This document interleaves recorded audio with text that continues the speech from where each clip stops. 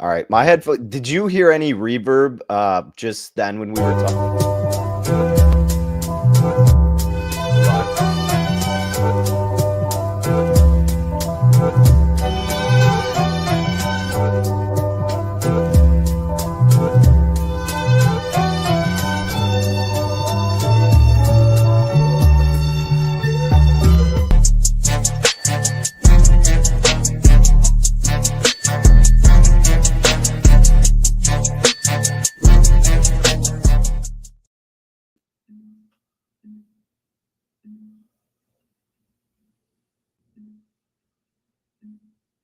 Yo!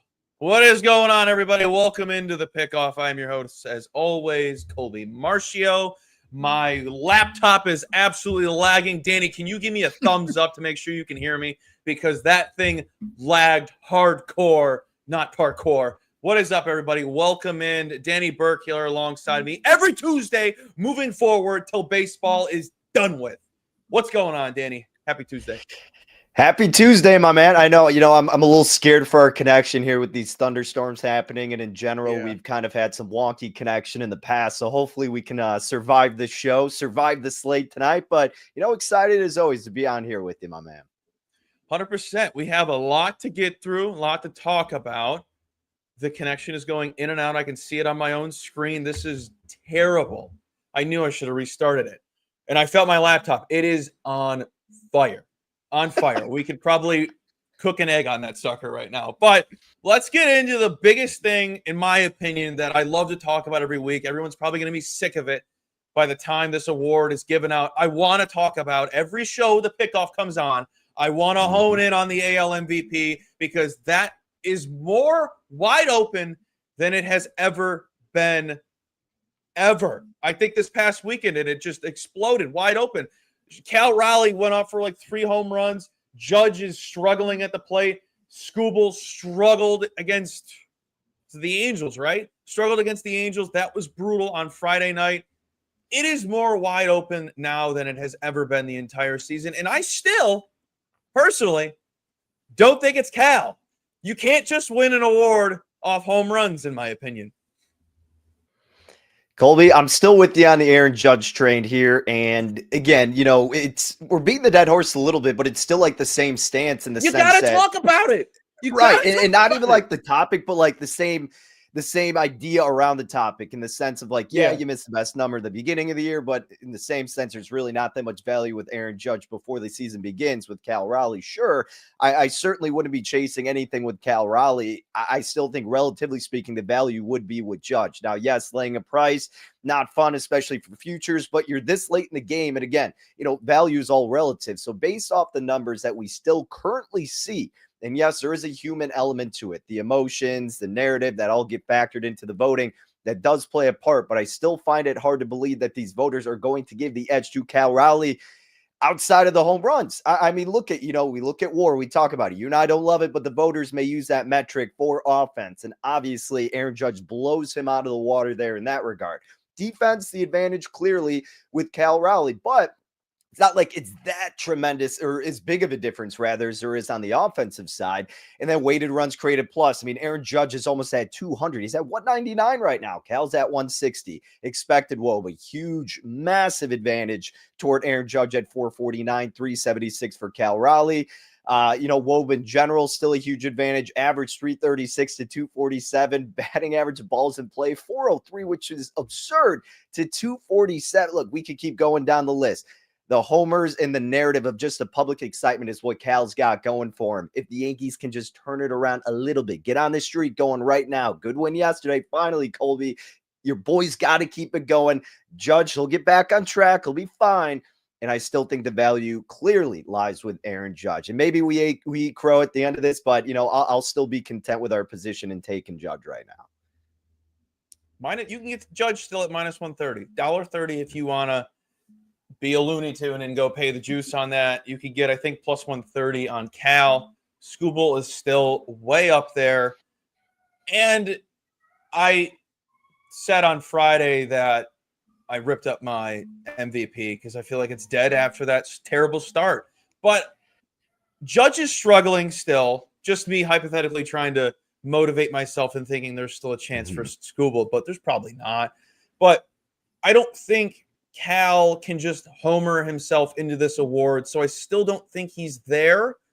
If the Yankees don't make the playoffs, he's not. I don't think he wins the award, because that would mean that means he's just continuing to struggle going into October, and they don't look like they have any ounce of life in them. Yesterday, they had a good game against Zebby Matthews. I mean, I think you and I could have a pretty good game against Zebby Matthews. They're going up against some other guy. I don't know his name. I forgot his name, but he's only had a couple starts, and he doesn't have the greatest metrics at the moment. Don't go out and rush to bet the Yankees tonight. I'm on nothing Yankees. Batters Hype Box will tell you there's a lot of elite hitters and whatever and yada, yada, yada.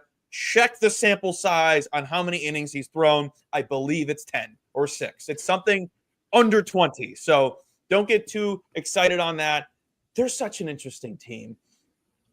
And I hate having to try to take off my fan hat, even though my fan hat has realistic, logical takes, in my opinion. I still hope they miss the playoffs.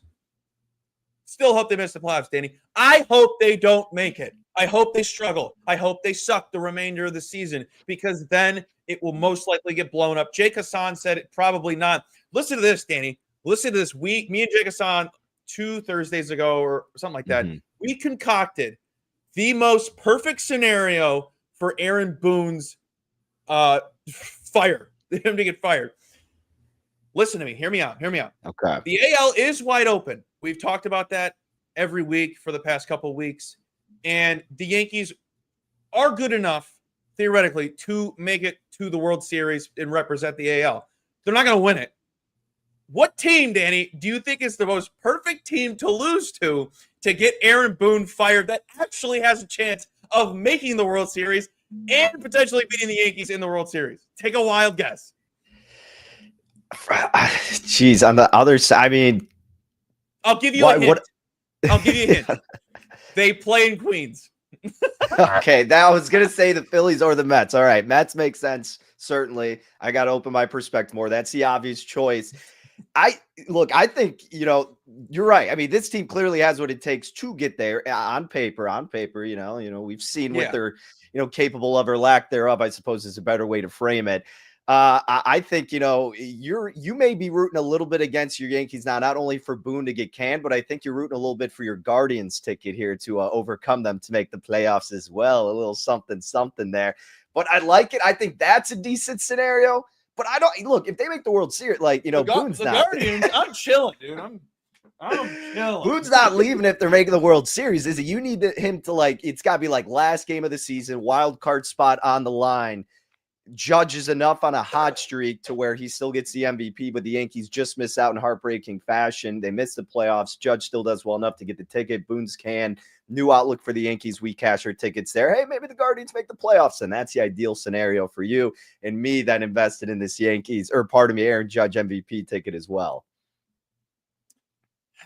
Dude, they're so annoying. They're just so annoying, and it's the same. It feels like the same team every year. I feel like I've talked about them in this scenario last year. They always have this really down streak where it's like, are they ever going to get themselves out of this hole? They always do. So in the back of my mind, I'm just imagining them having a very hot September, and that's probably the most perfect scenario for really any team that's making the playoffs.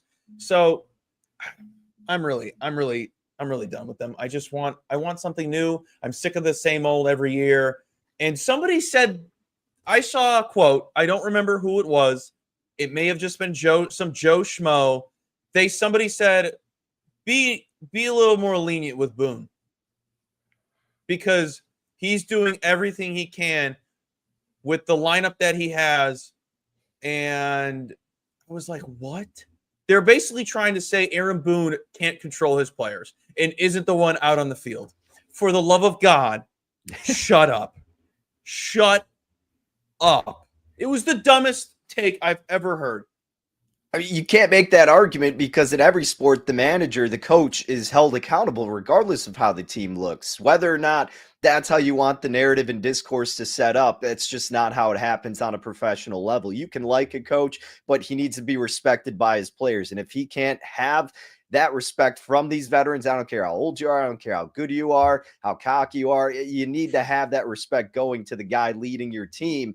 And if Boone's not getting that from his players, I'm sorry. I mean, it's too bad. You know, it happens across all sports leagues. And clearly he's not getting the job done based on where the pinstripes expectations are every single year, the payroll that they have, and the talent that they have. So it's inexcusable. And you're right. That is a dumb thing to say. And, you know, it's funny, like from like a Cubs fan perspective, I wish the bar was set there every year. They try to pretend like it's not even high enough. But it's not even high enough. Who was it? Who was your GM said, yeah, we're fighting for a playoff spot. Bro, what? What? It's a joke. It's a joke. And it's, you know, we're stuck in crap. It should always be World Series. If you're Chicago, you're one of the big cities. But they don't spend like that. Right. No, they've never spent like that. If you're one of the biggest going to at the deadline, and then they got injured Soroka, and what happened during his first start? Got injured, and they knew he had an injury, a looming one. You can't script that. I mean, it was just unbelievable. If you're one of the big markets in sports, you can never, ever say that the expectations are the postseason. Now, if you're Detroit, I can get it. I'm trying to think of the more like medium-sized cities. If you're Sacramento, it's postseason every year. Like, there's no World Series for Sacramento, which you don't live in. Tampa Bay, they're one of those on the fence where they can argue they're both because they've gone to the World Series with paying nobody. Yeah. Without the salary cap, I mean, again, you're right. Like, how can you not spend? And you've seen, and look, it's the give and take. I mean, I'm sure from you, well, it's going to kind of go backwards in our conversation. I was going to say, as a Yankees fan, you have to like the idea of being able to spend as much money. Certainly, it hasn't worked out the past several years, but before that, it has definitely aided the Bronx Bombers. But you know, if your team's not going to spend, then you're always going to be in the back seat. And the Cubs obviously were willing to go all in that 2016 season, get a guy like Chapman, and that proved to be the difference maker and was worth everything that you gave up and spent for him to break that World Series drought. And you see the Dodgers do it all the time. You saw the Astros do it in the past, and we have seen the Yankees do it. The Red Sox tempted to do it in the offseason, still a year a little bit too early. The Mets obviously making a push for it. It's just like, you know, and I thought your Yankees were going to get some better arms. Didn't really happen. The Cubs obviously got very mediocre arms. And this whole year, you know, it's just they were just so insanely pumped up about this team, thinking they had those World Series expectations. The only benefit of the doubt I'll give them, Colby, and it's kind of what I've been saying all year, like this team offensively, you knew they were going to decline. A bit premature. Maybe next year's their true year. And obviously in front of the public, you have to be like, yeah, this is a World Series team. But deep down, I mean, these guys are smart in the front office to a certain degree, right? We don't know everything that's going on behind closed doors. So, and maybe a guy like Jed Hoyer's like, all right, you know, I get it. The offense has been great, but we are going to fall down at some point. We don't have to go as crazy this year because next year will be the better year. So maybe, or at least hopefully, that's kind of the thought process, but they have to save face a little bit to the public. I mean, that's certainly the case to some degree with some of these teams, but you want to give a guy like Hoyer the benefit of the doubt in that sense. Maybe, you know, Ricketts is holding them back, but it's just like it happens so frequently now that I don't know if you can. So we'll have to wait and see. I mean, the Cubs are a disaster in their own right now, and I know you and I are trying to make a profit off of that later, which we'll get to. But yeah, the Yankees are in a perplexing state. You and I have been waiting so long for them to flip it around, and the schedule does get a little bit easier. So I still think they're going to sneak into that wild card, man, but it ain't going to be easy. I saw a percentage that the Guardians have a 5% chance of making the postseason. And I was like, yeah, keep doubting us. But another small market team that people are loving, thinking this is going to be the team to represent the NL. And I don't get it. And I think you're on the same boat as me. The Brewers, the hottest team in baseball. And I love it. I know as a Cubs fan, you probably think differently, but I've always had a soft spot for the Brewers, so I enjoy seeing them be hot. But they got that smell on them, Danny. They got that stank. And that stank is fraud. It smells like a fraud. Smells fraudulent. And why do I think that for the people watching and listening? Also, thank you for watching and listening. Who's their face? Some would argue it's Yelich. I would say I don't think so. Who's their ace? I don't know. Who? Freddie Peralta? I also don't mind his case tonight. Didn't take it, but I don't think it's a bad look. But they're just a team that's gelling. In my Woodruff is Wood. I was going to say Woodruff Goddard. That's a really good take. They're just gelling. I think they're just gelling right now, and things are flowing, and they're riding that momentum. I don't think in the long run they have the tangibles and everything to take it the distance. They're going to be the same old Brewers in the same old postseason where we're like, oh, they should be fun, and they don't do anything. No, that's exactly what it is, Colby. I mean, we've seen this several times from the Brewers. They're regular season heroes, and they call themselves like the average Joes. And you're right, they're on a great streak right now. If we can make a buck off of it by betting them, certainly that's great. Awesome. Even as a Cubs fan, obviously we're looking at it objectively from a wagering standpoint. That is fantastic. We'll gladly do so. Should anybody in the National League really be scared of them? Well, you have to respect them, sure. But you're right. I mean, there's not that star power that we're accustomed to seeing to carry you through the postseason. The rotation's really switching things around. And if they can bring up Priester and, kind of tuck away Quintana, then obviously that's going to be nice for them when the arms really matter in that shorter sample size throughout the playoffs. But again, the regular season heroes, they're like the Cleveland Cavaliers of this past season. They're like how the Bulls were every time they got first, but LeBron James is still looming in the future for the playoffs. They are all of those teams where we know at best you're probably winning the one round. You actually have the World Series hopes. No, let's be honest. It's going to be the same thing Milwaukee does time and time again. And it sucks as a Cubs fan because, again, they just prop up in the second half of the year, whether it's the Cardinals, whether it's the Brewers, and then the Cubs are just the Cubs. But again, capitalize on it while we can. Look to do the opposite when it comes to October. What a weird team. And Churio doesn't look like Churio from last year. It's just weird how it's all Andrew Vaughn, it's Isaac Collins, right? And then who else is clicking for them? They're names that look fake on paper. I will have their updates on some games that I bet on. And I don't remember the last time I bet on the Brewers, but it'll be like Perkins. I'm like, who is that? Who is that? I don't know who Perkins is. They just have a lot of guys I don't know anything about. Look, it's just like a bunch of kind of, you just got these contact guys. I mean, they do. It's like they're doing everything right in the sense that they're letting their opponents make the what mistake. I want the Yankees to do. They're not shooting themselves in the foot, which, great. That's awesome. I wish our teams were doing that. So, again, you tip your cap, but you realize what the threshold is with this team long term. It's so wild. It's so wild. Is there any other team that you have a feel for that you're like, they got that? I don't think they're legit. Maybe the Blue Jays? The Blue Jays? Would you rather take a Blue Jays World Series or a Brewers? I think I'm a Blue Jays. Sure. Yeah, 100%. I mean, again, the American League is more wide open. The Blue Jays have been slowly building with this roster for, numerous years. And now it feels like finally this team is coming to fruition where Milwaukee's just been floating and somehow staying afloat and then some, which is just ridiculous. Obviously, the pitching rotation for Toronto, when healthy, is arguably as good, if not better, than Milwaukee's. Milwaukee's is doing exceptionally well right now. But if they're healthy, you give the nod to Toronto. And then the rest of that lineup certainly give the edge to the Blue Jays as well. So definitely like Toronto in that capacity. Some other teams, though, I mean, I think the Red Sox a little bit. I don't know if people are really giving them as much credit, though, anyway. So that's where it's like, I don't know if it's worthy of it. You and I feel the same way about the Mariners. I mean, at least I think you still do. I mean, I'm not invested in this Mariners team long term, but I hate them. And I wanted Seattle to be good. Danny, I hate them. I hate them. And it's only because I have plays on them. If I didn't have anything on them, I'd be like, dude, I think I'm all in on the Mariners. I don't think I would think that, but they're just overachieving, and I just cannot wait for them to hit the wall that they've yet to actually hit this season. Mm-hmm. Sure, they had a little bit of they were hot early on in the season. They hit a little rut. They just got out of the rut. And then it's just like, I don't get it.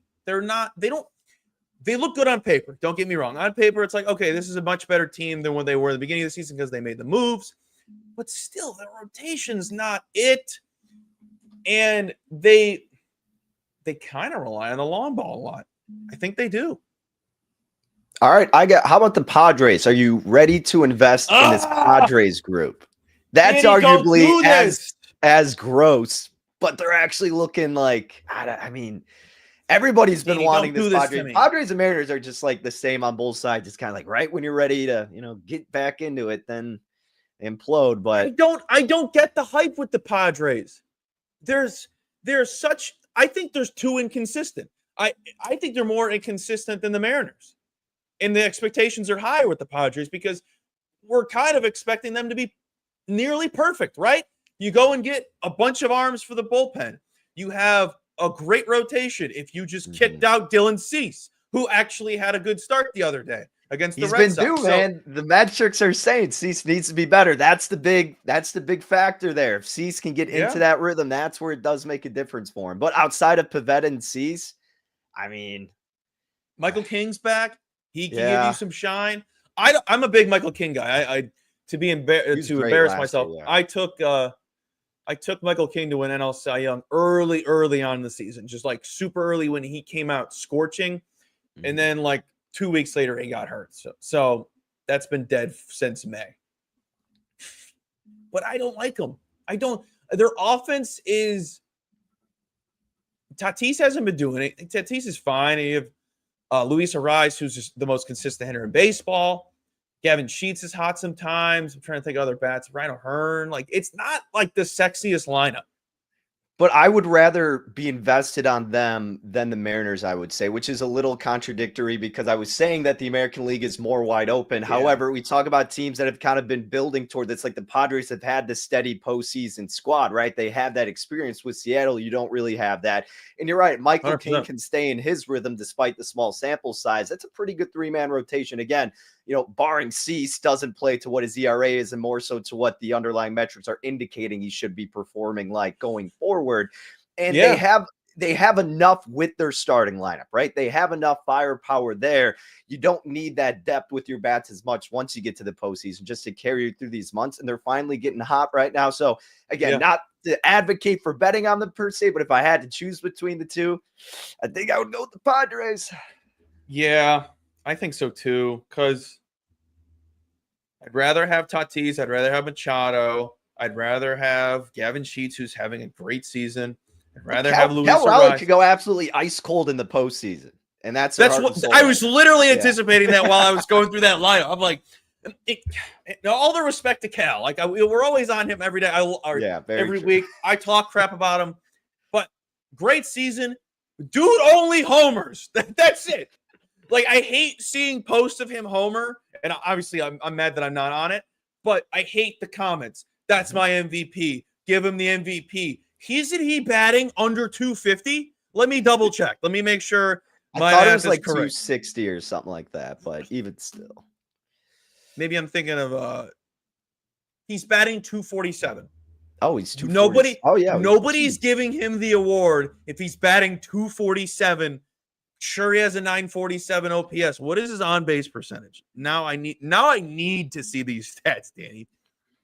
Well, and you know what 35. You brought up, and you brought up this point the other week, Colby, and I guess we haven't really seen it yet. I haven't been as tapped into the Mariners games lately, but pitching around him, especially when you get to these 1-0, 2-1, 3-2 type of playoff games, if there's nobody on base, you're not going to give him a lick of anything over the heart of the plate, right? When you come to the postseason. So after that, if the other guys aren't helping out, that's the concern then. Again, I mean, because if he's on fire, you just walk him. All right. He's only got 5 walks this whole month. That's out of 36 at bats. Now it gets even better. Like, we're diving into both Padres and Mariners, thinking that one of these is more of the fraud or the one team I would not want to be on. What do you think Suarez is batting this season? If you want to continue on with guys that don't hit for average on the Mariners, it's worse than Cal. Yes. All right. Give me 221. A little better. All right. 230s? 235. Ooh. He bet 6. We hyped him up so much for a guy that was batting 6th on a team that sold. He's still batting 6th on the Mariners. And he's a guy that's supposed to be protecting Cal in that lineup. Right. And you gave, like, at least I was giving the Mariners credit for, reaching out to and getting him. Like, that was a necessary thing to do, but not paying dividends thus far. What does he have? He's got 1 home run, and he has 4 hits as a Mariner. Jeez. 4 hits. 4. How many extra base hits? 1. Yeah, I think that was his first game. He got a double, and that was it. Oh, wait. Was it a double? Oh, then he has 2. Because the home run and the double. Right. Counting the home run, yeah.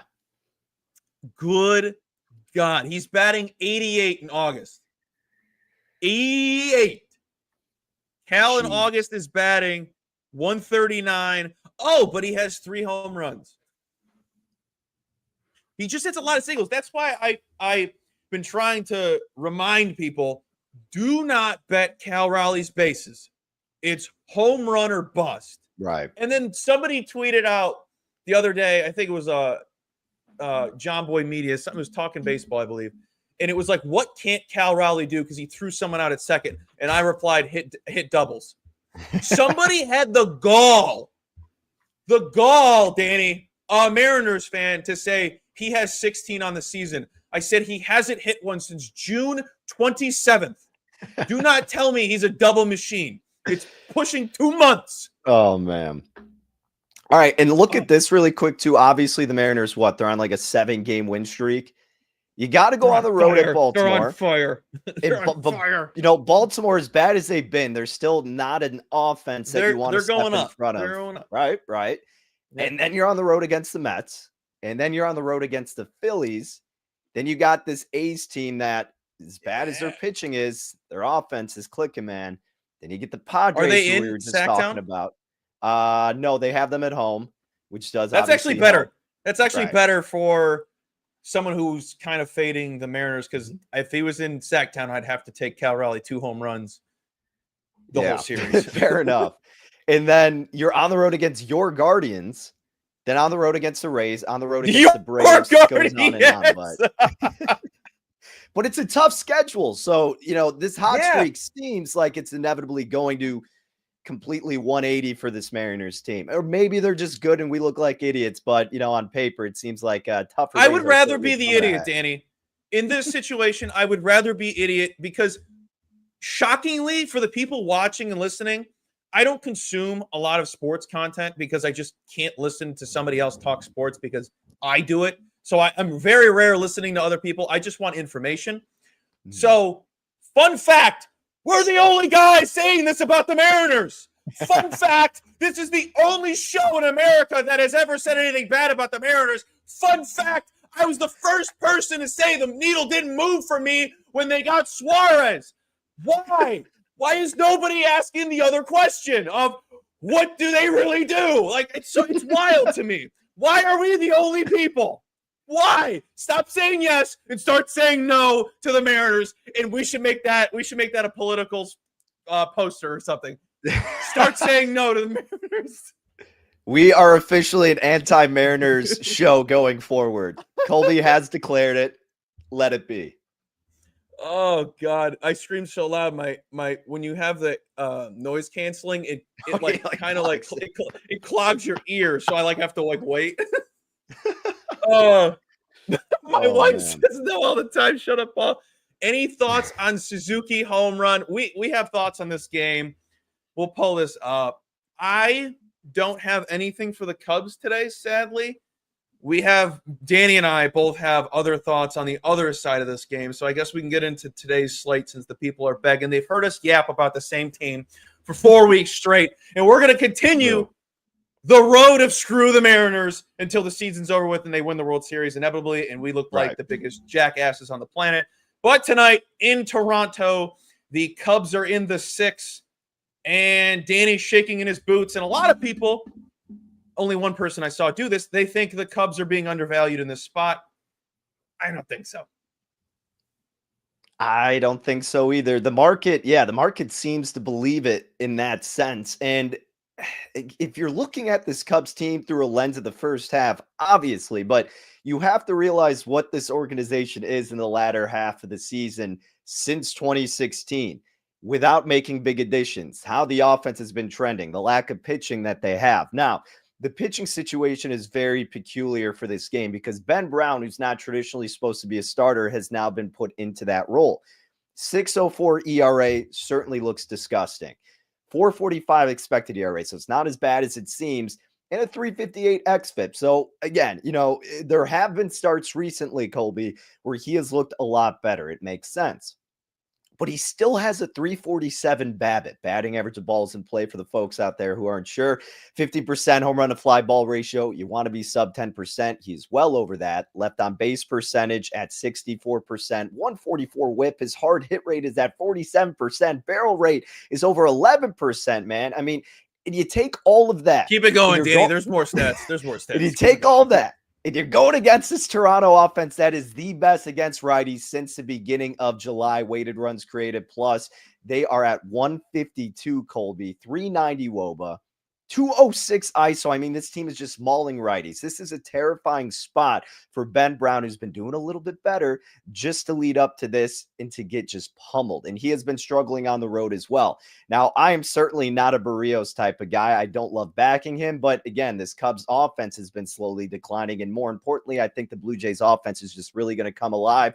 Won't go too deep with Barrios. Obviously, his underlying metrics are concerning, but it's leading to that minus 120 on the Blue Jays money line. I just think the Blue Jays should be priced a little bit higher. People are a little bit too optimistic with Ben Brown and they're fading Barrios. And I get it. I do. But Barrios at home with this offense, this is the time to back him at a cheaper price. Wow, Danny, it's weird. It's like we have the same notes because I'm on the Jays first five. I was baffled that it was even money. And I was happy to be on it at even money because one, Blue Jays, sixth best team in the first five scoring at home, averaging almost 2.9 runs in the first 5 innings, highest rated offense in current season ratings. 3 elite, taking on Ben Brown, third worst rating on the day among starters, allowing 37% hard contact. Danny touched on it, but he sucks on the road. Sucks. I have some stats that I've been craving to dish out to the people. In the last 90 hitters faced on the road has a 7.52 ERA, 6.02 expected ERA, 53% hard contact allowed, in a 3.1 home run per 9. Those batters faced have a expected batting average of 354, 727 expected slugging, and a sub-4 expected WOBA. Last 5 road games, 8.33 ERA. 8.33. Horrible. And I got a little more nuggets for you here. Let's hear it. 4 of the Blue Jays' highest rated hitters are lefties. Last 90 lefties faced, they have an expected batting average of 377, 881 expected slugging, and a 385 expected WOBA. They should murder Ben Brown.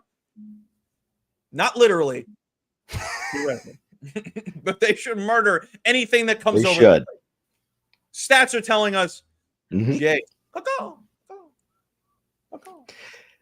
Realistically, your play is the safer route to take because, again, with Barrios, it's a little dicey. But, and I say this, and it's not something that's like tangible, right? But it's just like knowing how this Cubs team is. And, we had that, like the last couple of shows we've had, I keep saying the same thing. And it's just, what this team does, how they falter. And it's just one of those opening spots where you're like, all right, day off after a tough loss on Sunday Night Baseball. This is where they finally pick it up. No, it's not. I mean, you see an appetizing approach against Barrios, but this could easily be a spot. He goes 6th inning, maybe allows a few runs, maybe a couple, maybe none. But either way, that Blue Jays offense, I would be appalled if they didn't get to Ben Brown early. Love your bet as well. Hopefully it's a good day for us trusting the Blue Jays. And also, as 2 guys back in the Blue Jays in this spot, they've been the hottest team in baseball for 3 straight months. God forbid they have a snoozer. I'm not going to be mad. I'm not going to be mad because this has been a team that's been clicking on all cylinders for feels like 3 months. I wrote 3 months. I just took a stab at how long it's been because it feels like since June, this has been a team that's been on fire.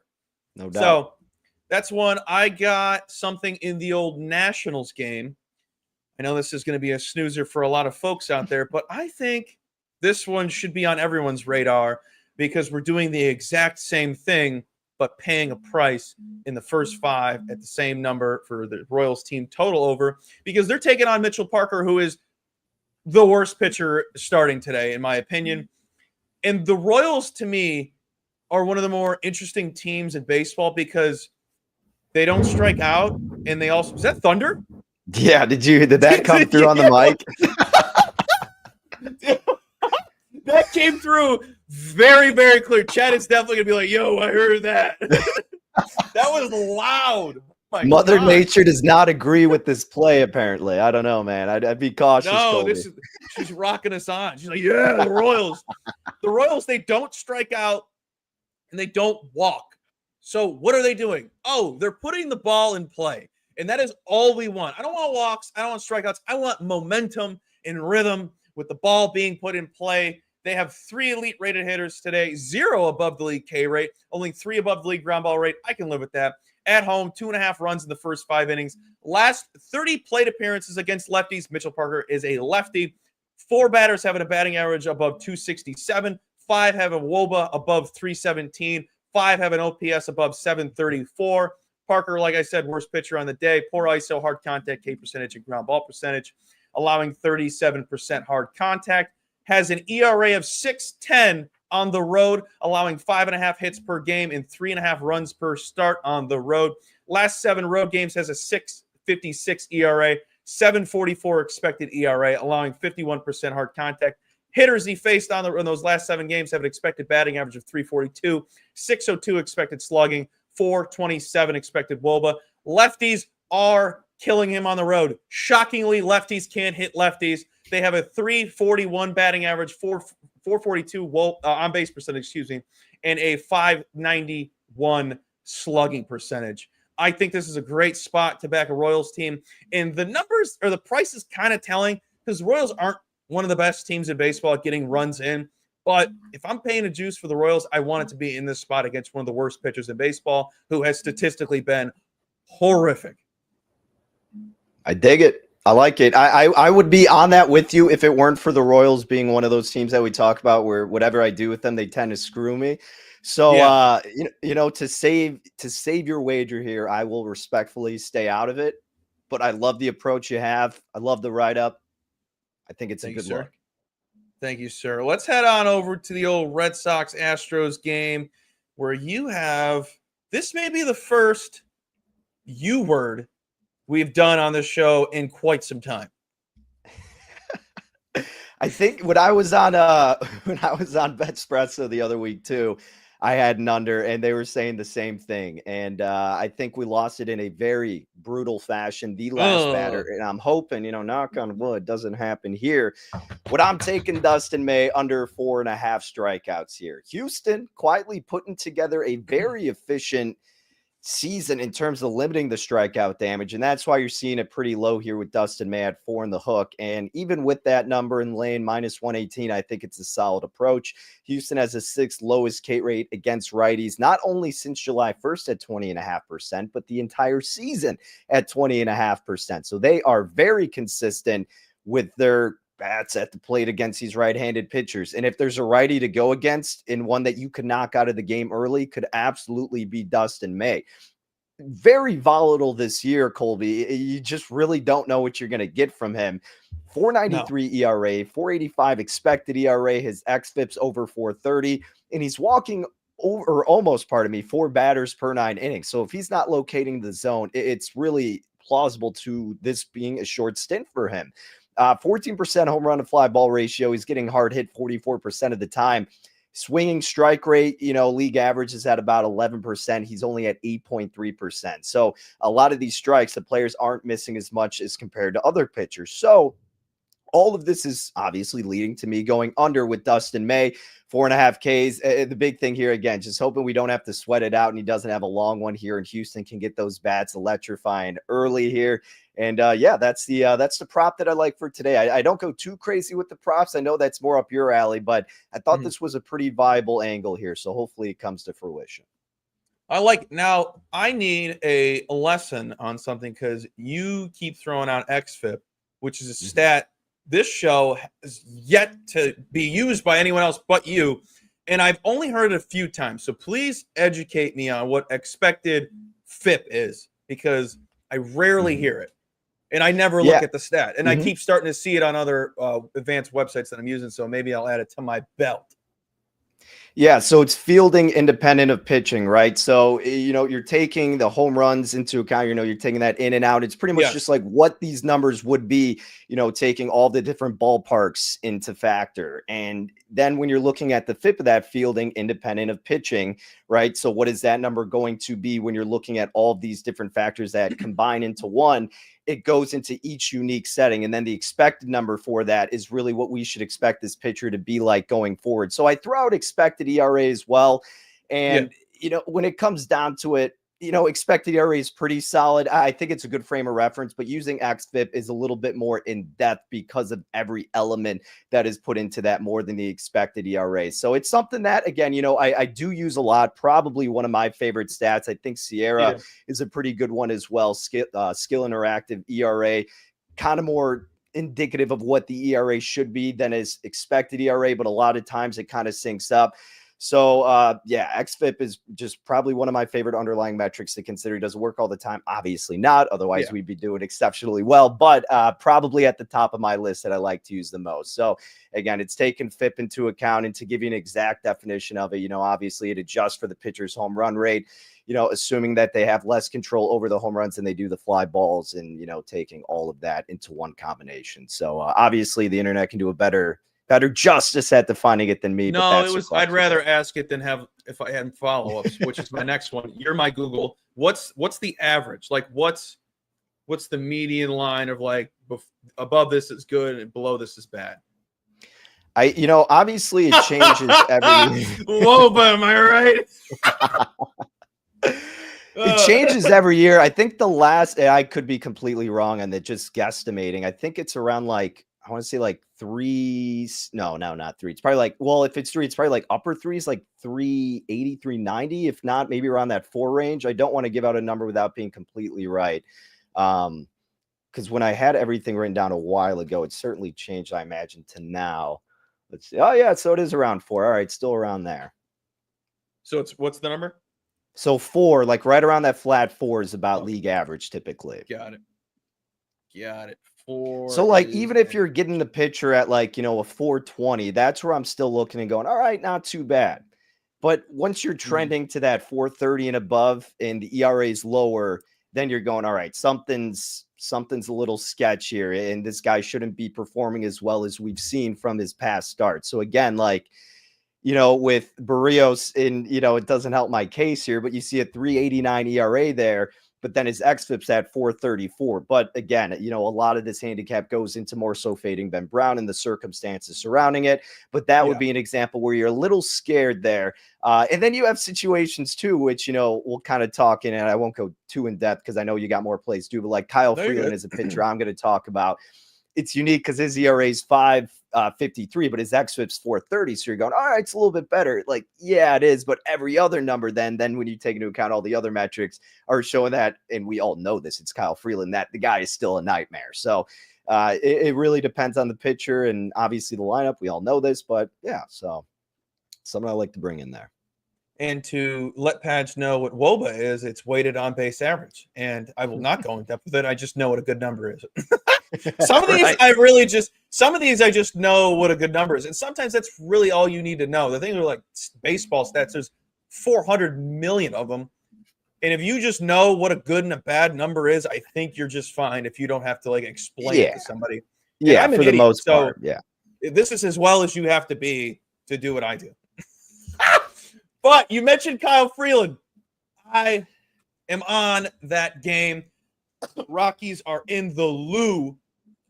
Kyle Freeland coming in. And there's a little guy I'm running it back with that I think – actually, it's not running it back because he played yesterday. So I'm running it back from Sunday. Mr. Herrera is on my radar again. For anyone wondering, how did you get those prices? They're both boosted. And I just want to read off some lovely numbers about Mr. Herrera.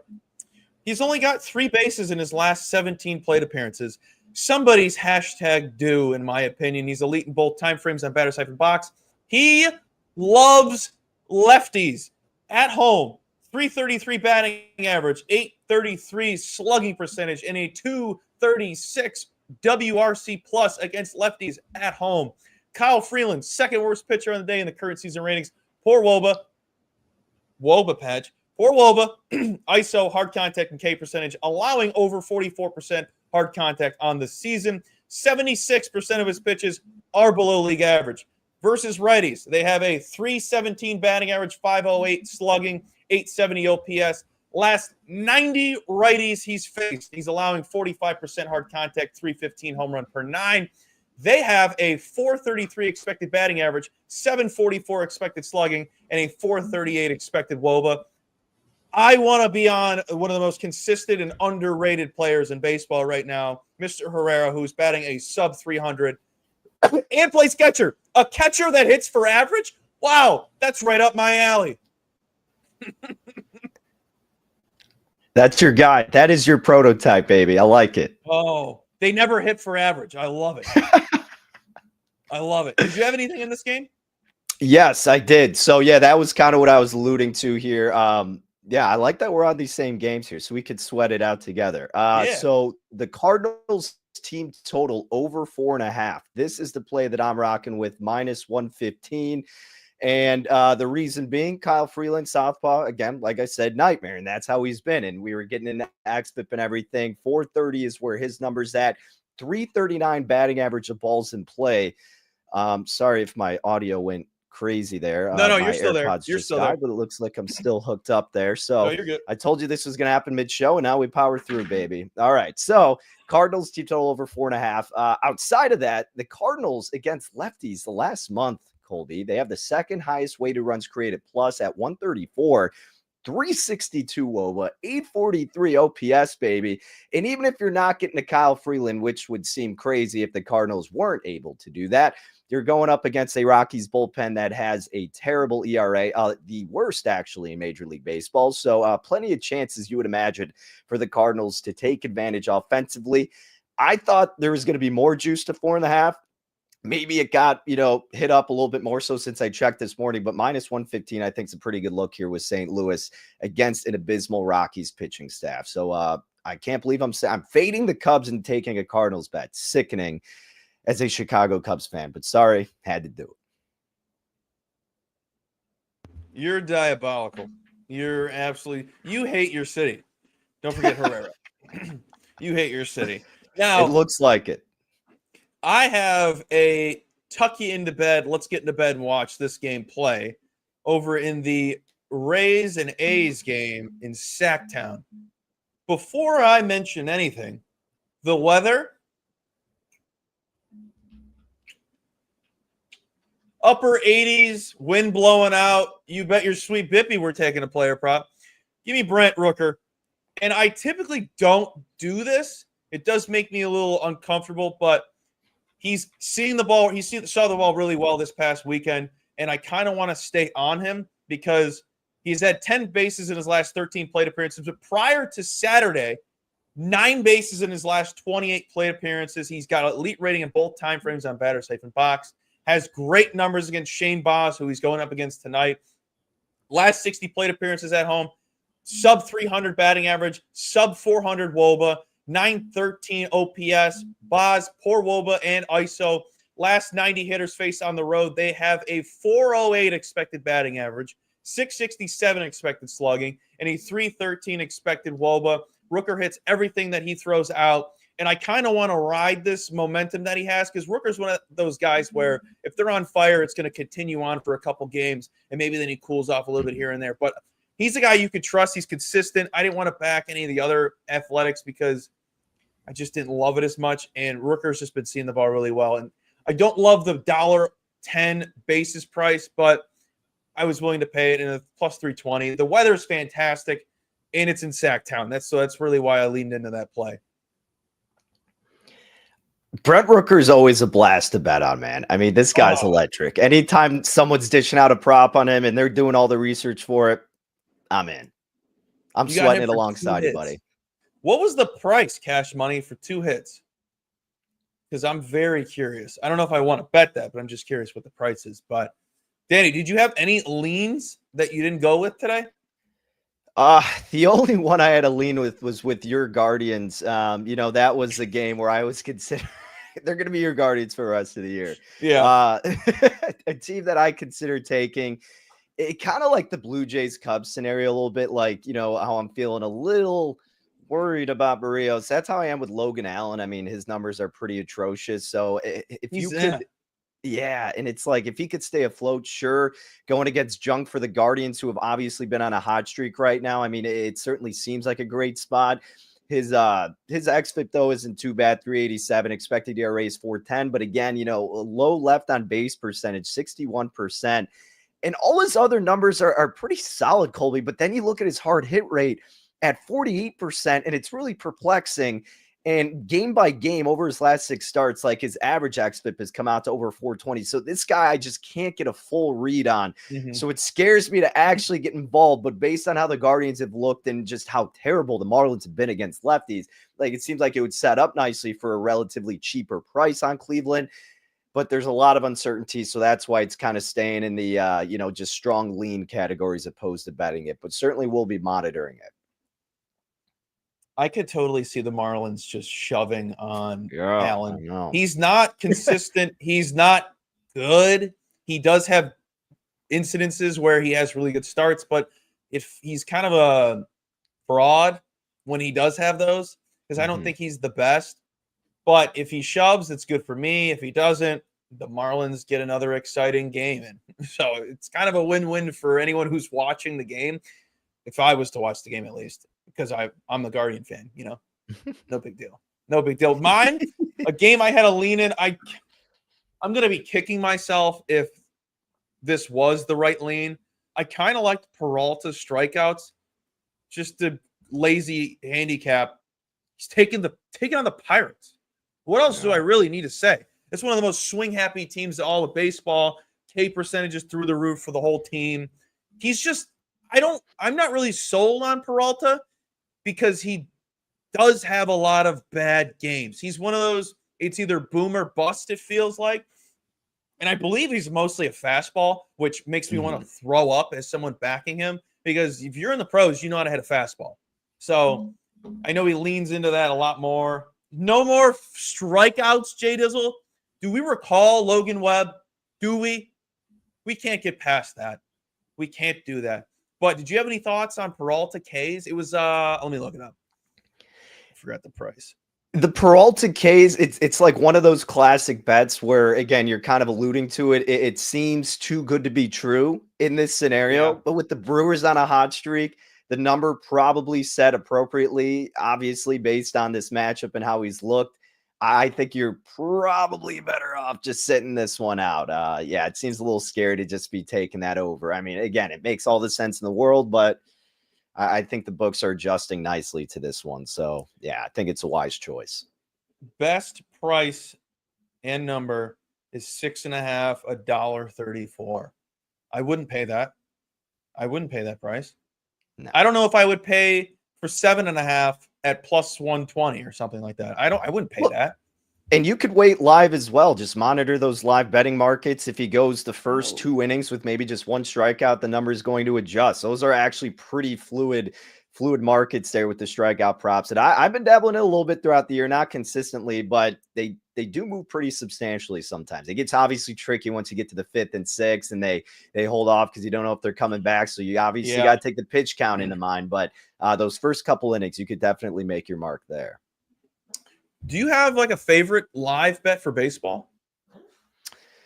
I mean, it maybe be something with like the first 5. If I have a certain handicap, like say I'm betting the under, right?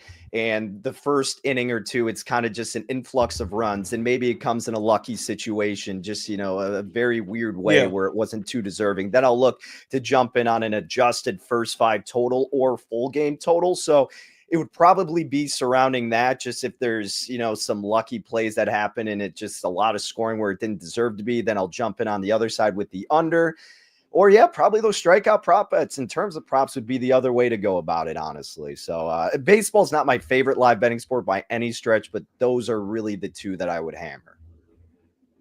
I always don't. I don't even think about live betting ever for any sport. It's just not.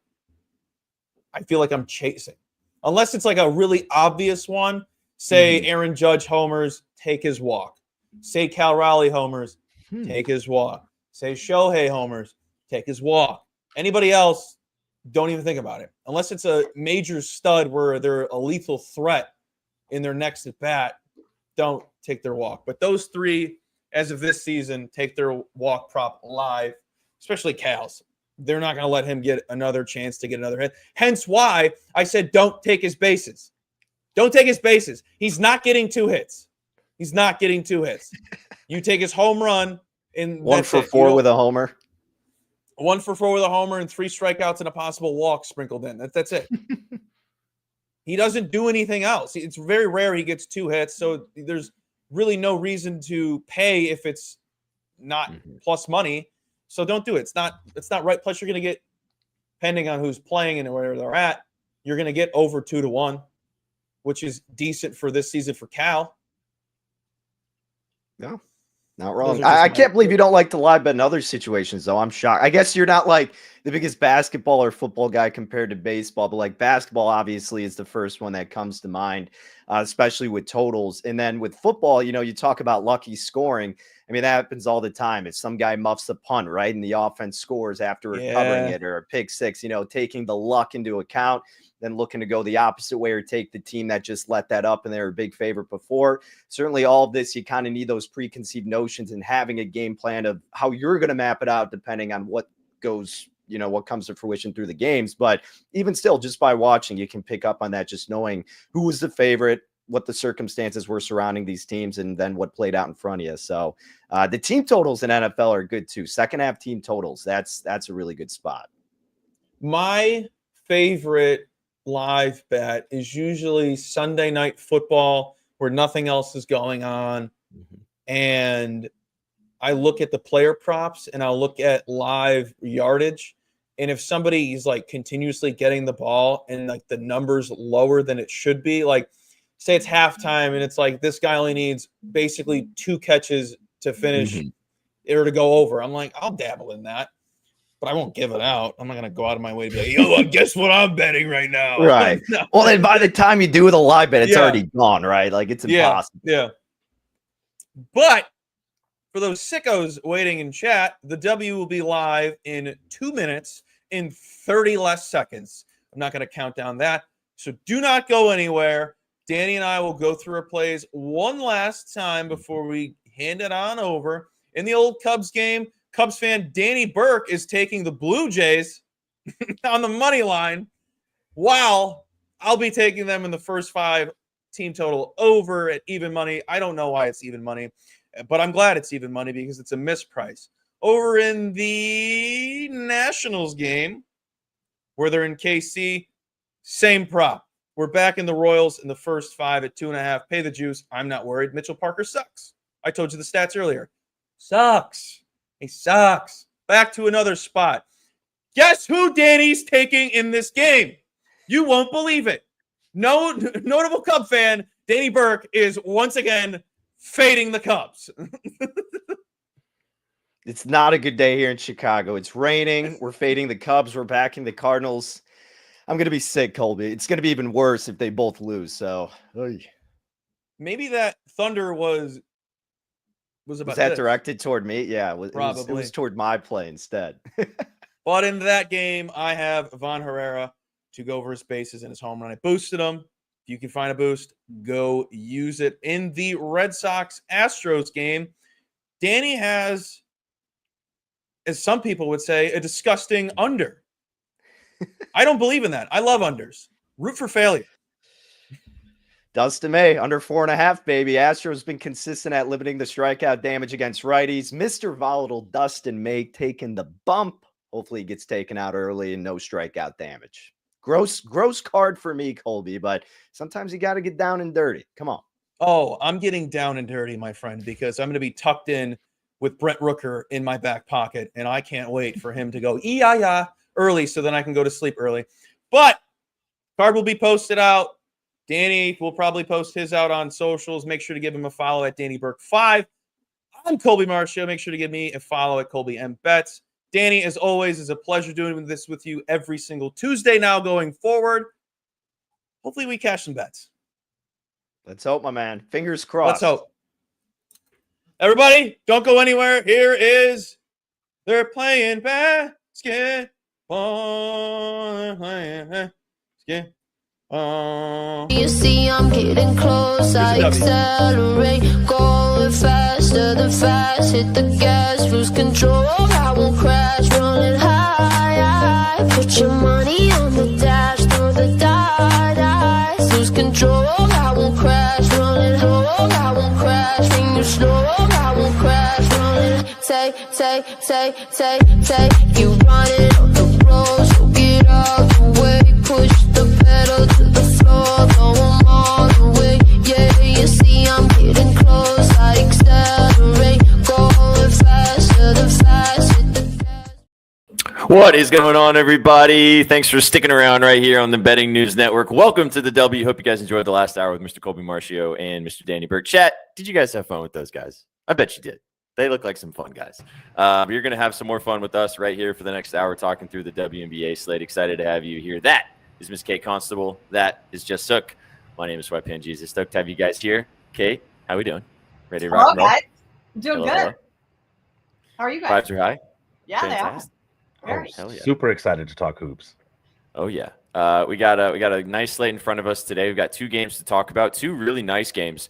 That is a really nice place, Skip. We'll get to that in just a minute. We got two nice games tonight. Obviously, we've got one team not really fighting for anything necessarily in the playoff department, but both games should be full of some storylines. The second game of the night on the West Coast is going to be an absolute gem, mostly between the Liberty and the Sparks. We're going to talk about both of them with you guys. We're also going to start talking about in the show, because the playoffs, guys, are right around the corner. We are going to be closer and closer to the playoffs. We're about 12 games away from most of these teams to talk about it. So we're going to give you guys a little bit of a picture of the playoffs right now because it is messy after the top two teams. We're going to have a look at that and kind of gab about that for a minute, and then we're obviously going to cook our parlay. So thanks for stopping by and hanging out. If you're watching us on YouTube, if you're watching us on Twitch, or if you're watching us anywhere across any platform, thanks for tuning in and kicking it with us for the next hour.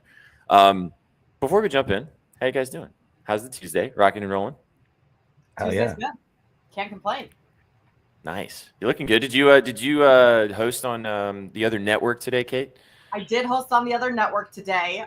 It's also Very my nice. anniversary, so the moment we're off, I'm booking it out, which is why I came, put together today versus just the average T-shirt, messy hair, all that. So vibes are very high because I'm about to go out and have a massive steak after this. Oh, Let's yeah. go. I was about to Congratulations. say, congrats on the anniversary. How many years have you guys been together? This is two Oh, years wow. of marriage. Yeah. Okay. Big deal. Nice. Yeah. Well, congrats. Dubs in the chat for Kate and staying married. We love to see that. 2 years down, $1 million to go. Congratulations. You guys got a special spot. Do you know where you're going, or is it a kind of a surprise thing? No, I know where we're going. Steakhouse downtown Chicago, one of our favorite spots. Let's go. Sweet.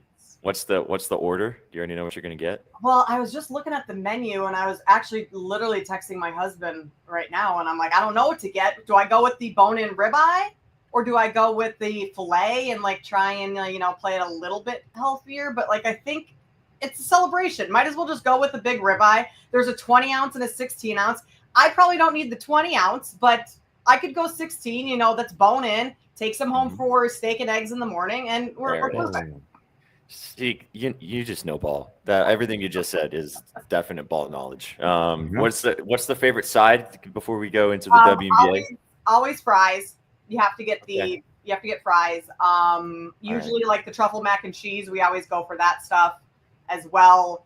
There's a baked goat cheese for appetizers. I love goat cheese. He probably won't eat any of that, but I could crush some of that. Who needs a salad, right? Go with the goat cheese, steak, fries, and then I'm a dessert person, so. Oh yeah. Where are you going? around tomorrow. Yeah. What are we getting for dessert? We need to know the whole menu now. Yeah, Chat. everything. Dessert is not. I haven't seen the dessert menu yet.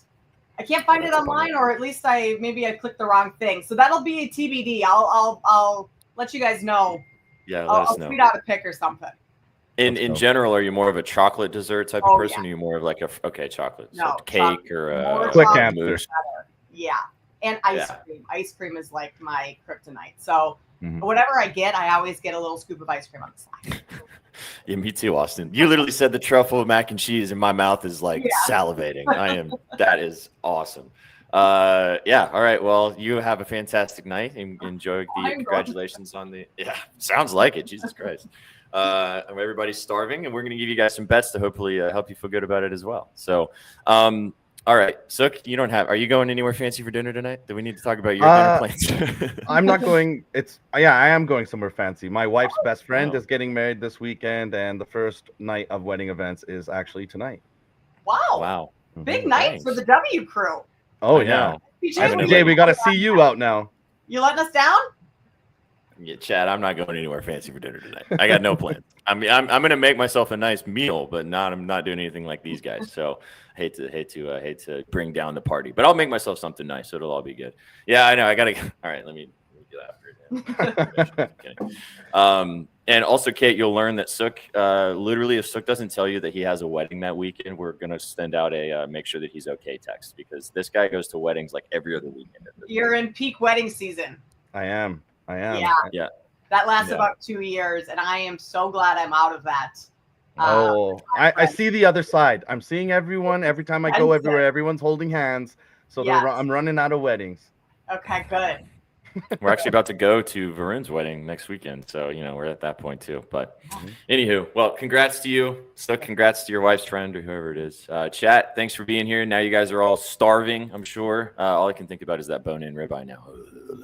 All right. Let's talk about the dub. So the WNBA right now, as I said, we've got about 12 games left in the rest of the regular season. We're getting down to the nitty gritty. Some teams have 12, 13, 11. We're around that spot. So about 10, a little more than 10. As you guys can see on the side of the screen, these are the standings right now.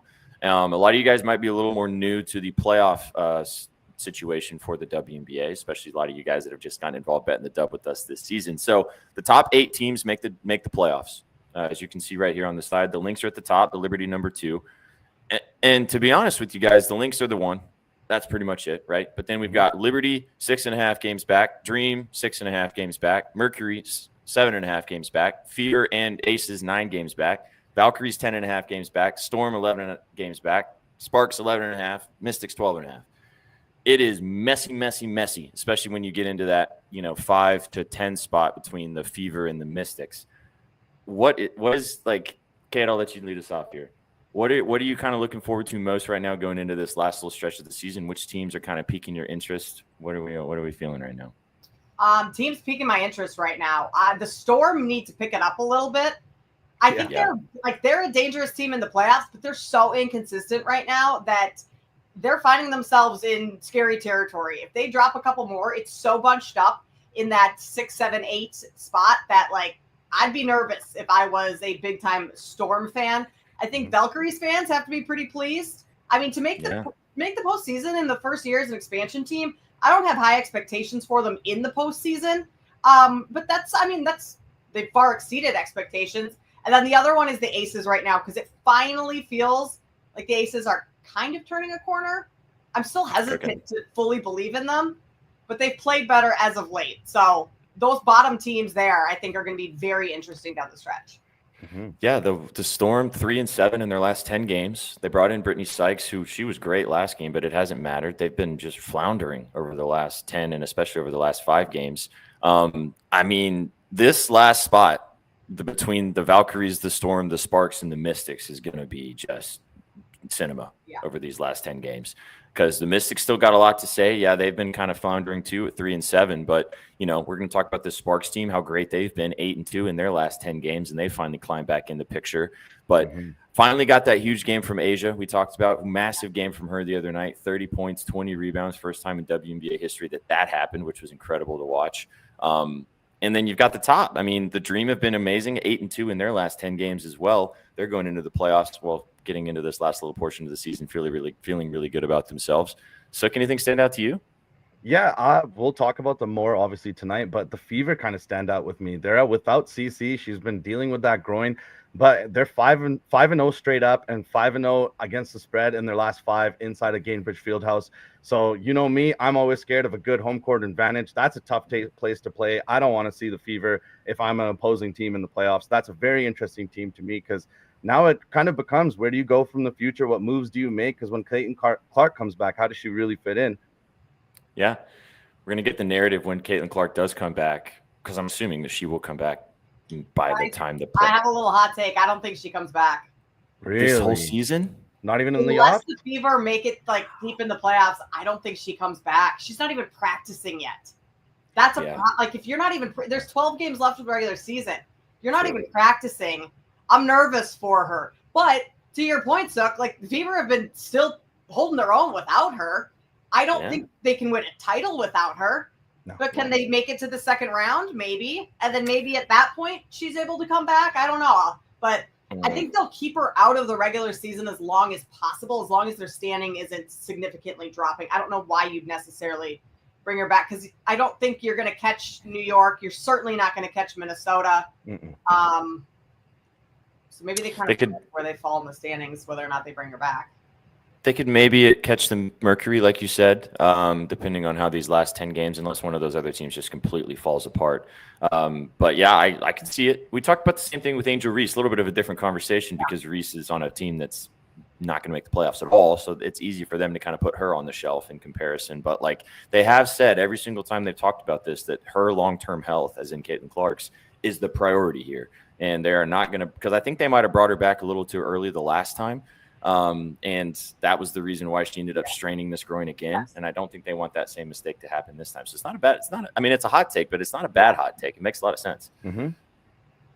Yeah, that's true. You know who, but it's a great point, Sook. This team's been great. I was going to say that it's going to be really interesting if and when she does come back, because everybody's going to be talking about the dynamic is she going to help? Is it going to then cause a wrench in the plan of how good they have been playing? Like what's going to be the vibes? Because regardless of how good a player is, when the team gets kind of rolling with some chemistry, it changes when you bring back somebody new, especially a ball dominant player like Clark. Like it's going to change not the match, only right? is Clark going to have to get her legs beneath her, but we saw it in her rookie year. Everyone else is going to have to like catch up to her pace once she gets going too.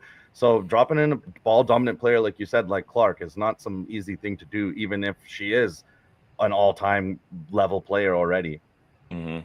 I think your point, Kate, about the aces is really good. And we've talked about it. And Becky Hammond might have pressed the right button by bringing Lloyd off the bench. They've looked really good and really dialed in. And, that is not a team that you want to deal with in the playoffs at any point. I mean, I checked yesterday, 27-1. I think that's worth at least a little sprinkle. Like, just get in the playoffs and then anything can happen. I mean, if I had to take the aces or Lynx in a series right now, I would still go with the Lynx. But, like, crazier things have happened where I wouldn't mind having a 27-1 in my pocket just in case all of a sudden they decide to catch fire at the very last minute, because the talent's there on the team. The talent there and the coaching is there. Like, the championship pedigree is there. It's just they haven't clicked early on. So that would be a long shot that I would look at. 27-1 right now, still actively. Yeah.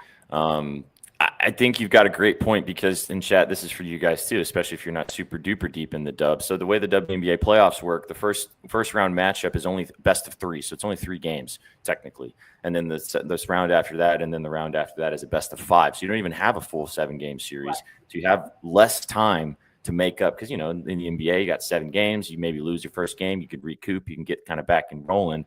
Where then, 3-game series, you go down 1-0. You can't really mess around. You got to get back in there and you got to win a game. So I like that a lot. I want to see what Asia's odds are to win MVP now. 25-1.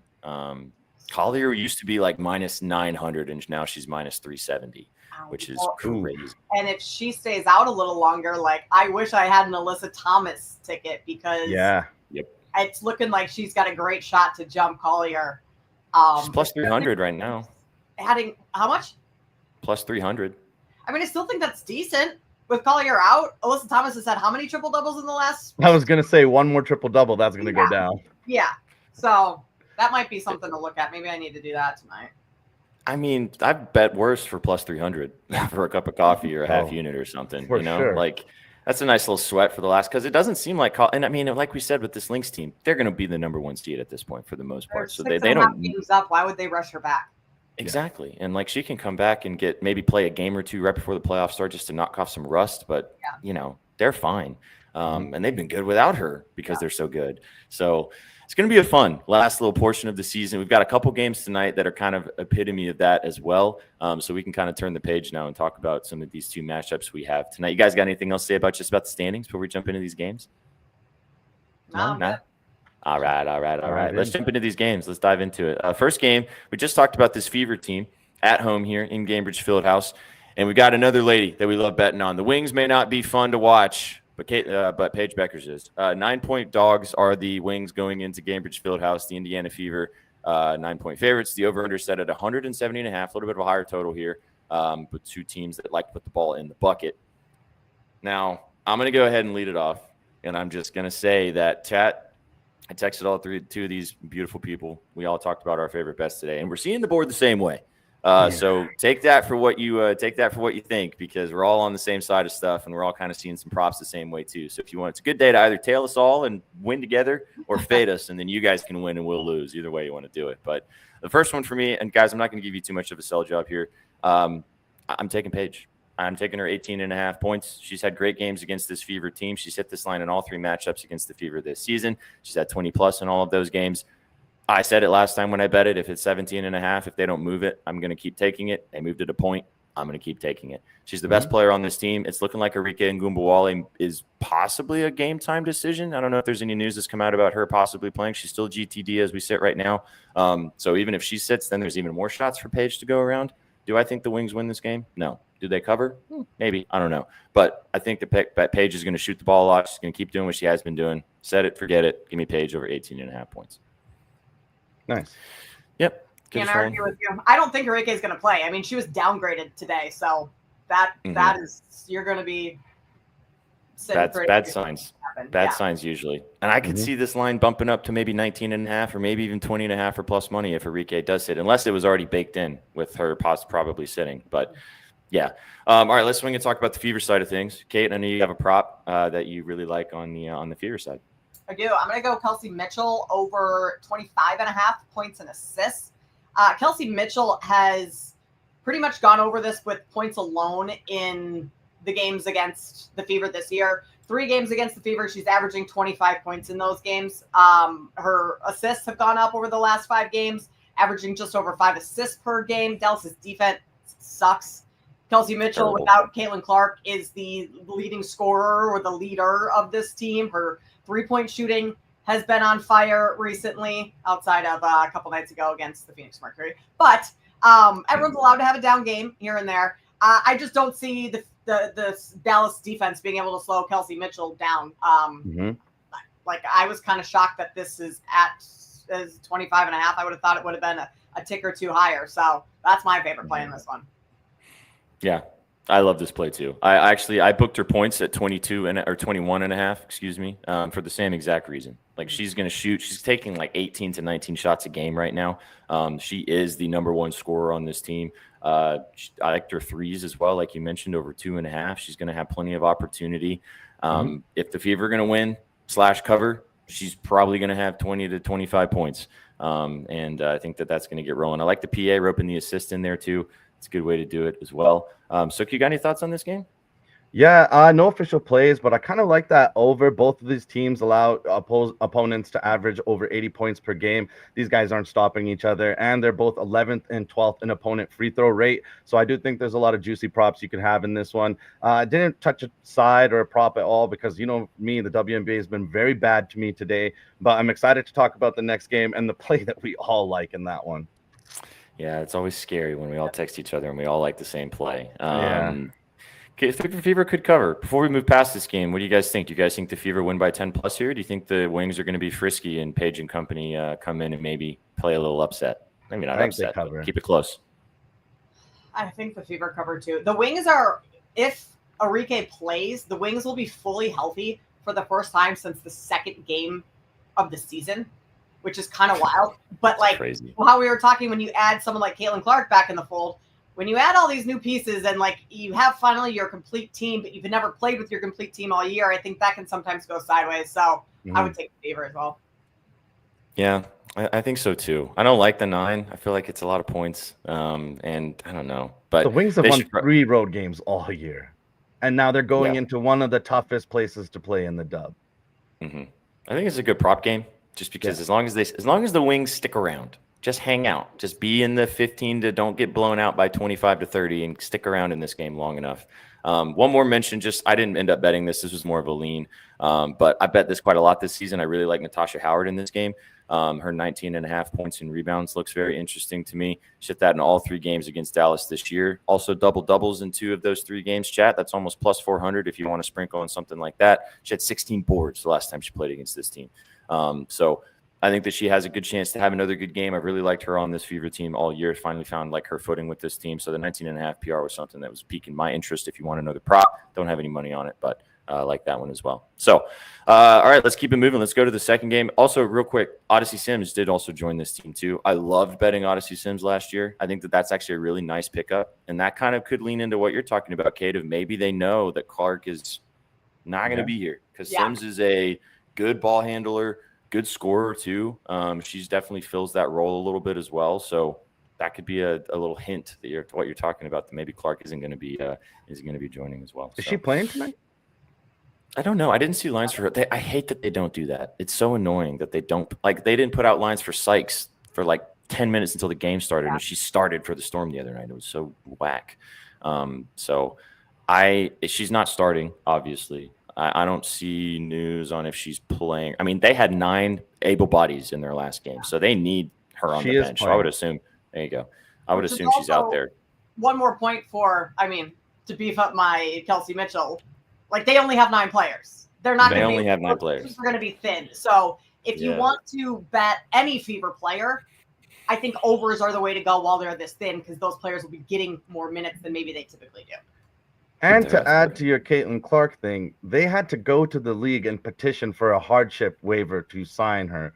So maybe they already told the league that they don't think CC comes back. I don't know, Kate. You might be onto something. You heard it here first, chat. You heard it here first. I hope I want her back. I know, you're fun to watch, but yeah. Sure.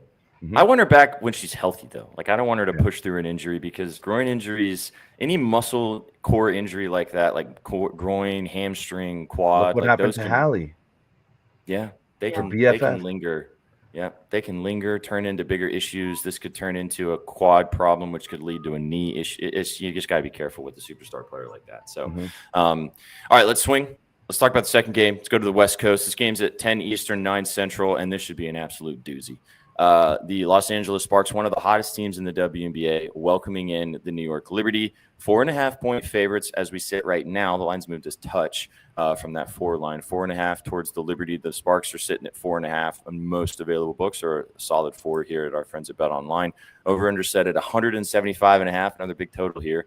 Kate, I'll let you kind of lead us off and kind of paint the picture for this game. 2 teams, obviously the Sparks need this a little more than the Liberty, but the Liberty need to kind of keep putting it together before the offs. What are you kind of looking at here? I'm looking at the Sparks. I don't like that this is now 4.5. It was down to 3.5 earlier this morning. It moved from 4, 3.5. Now we're all the way back up to 4.5. So maybe something I'm not seeing here. That's always could be the case. You don't get everything right, but I like the Sparks in this spot. They've won 9 of their last 11. So they're kind of cruising right now. They have some momentum. New York on the other side, they've only won 3 of their last 8. And those 3 wins are against Dallas twice and the Connecticut Sun, aka the 2 worst teams in the league, pretty much. And so, like, how much do those really count? I don't like it. The Sparks second in points per game over their last 5, and the Liberty are 11. So they're not scoring. And I mean, I don't know if I've said it to you guys on this show or another one or someone I was talking to, but like, whenever a core or key player for the Liberty has been out this year, they don't know what to do. Like, when Jonquil Jones went out, they lost a ton of games, and now Stewie's out, and they haven't been able to put it together. And you'd think they would, because you still have Sabrina, you have Emma Niesemann who just came over, the Belgian star. So it's weird. but I'm not going to back the Liberty, especially on the road when they're not playing good basketball right now. Mm-hmm. The Sparks team, it's been so difficult to cap until the last 10 games because they were terrible at home, really decent and frisky on the road. But it seems like the switch has flipped. And I don't know if it was just the Cameron Brink switch, but it seems like that they have just put it together and they have been awesome the last 10 games. It was the Julie switch. The other Belgian lady. I don't know if everybody really remember, but the reason why these ladies all left, because they knew they had their first chance at ever winning the Eurobasket, which they did. And ever since she's come back and been playing major minutes, she's been inserted to the starting lineup. They've been 10-4 since then, when she starts with Hamby and Rakia and Plum and Azura Stevens. So now you have Brink coming back. You have a whole new layer. It was like they all of a sudden just got all these weapons. And like SB just said, they just turned the corner. 28 times this season has a team exceeded 100 points. It's the Lynx have done it 5 times and the Sparks have done it 5 times. But the Sparks have just done that in a 6-game span from July 24th to August 7th. This team just all of a sudden exploded. And now, like Kate said, they're behind the Lynx, second in the league in scoring. And this is a completely different team than what we saw just a few months ago. I love the Julie. Fucking right there. Yeah, cooking sucks. He's telling me today, I was like, bro, you're going to be on the dub today. And he was like, all right, I'll get in the lab. There we go. Just you wait, Kate. So we are talking NBA. Sook goes deep in the bag. I love it. So, yeah. The Alamon mention is awesome. She's been great. Obviously, her first career triple-double a couple games, 3 or 4 games ago. Really nice piece for this team. A very calming factor in that guard room with her and Plum. I think it allows Plum a little bit more of an opportunity to score a little more too. She doesn't have to focus every single possession on being the main facilitator. All right, Chad, here you go. All of us love the Sparks +4. We all love it. It's all of our, I don't have money on it specifically, but I'm going to have money on it by the end of the show because these two guys convinced me. So it's the panel moment. We all like the Sparks. If you guys want to fade and you want to take the liberty on that particular angle, feel free to do so, or you guys can write it out with us. It's probably going to go in our parlay today because we all do like it. But I have a prop in this game. I have 2 props, actually.